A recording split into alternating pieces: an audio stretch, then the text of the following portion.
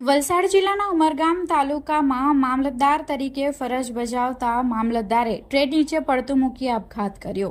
વલસાડ જિલ્લાના ઉમરગામના મામલતદાર Dalpatbhai છોટુભાઈએ Umargam railway station પર પૂરપાટ ઝડપે આવતી ટ્રેન સામે ઝંપલાવીને પોતાની જીવનલીલા સંકેલી લીધી હતી। આ હૃદયદાવક ઘટના રાત્રિના બની હતી। નોંધનીય છે કે મૃતક અધિકારી આગામી સ્થાનિક સ્વરાજ્યની ચૂંટણીઓની જટિલ કામગીરીમાં રાત દિવસ વ્યસ્ત હતા। રેલવે સ્ટેશનના ઉત્તર છેડે સુત્તર તરફ પ્રયાણ કરતી ટ્રેન સામે તેમણે અગમ્ય કારણસર મોતની છલાંગ લગાવી હતી। રેલવે કિલોમીટર નંબર 144ના પોલ નંબર 14 અને 16ની મધ્યમાંથી દલપતભાઈનો ક્ષત વિક્ષત મૃતદેહ જીઆરપીની ટીમને મળી આવ્યો હતો। ટ્રેનની ભયાનક અડફેટે આવતા અધિકારીના દેહના ટુકડા થઈ ગયા હતા।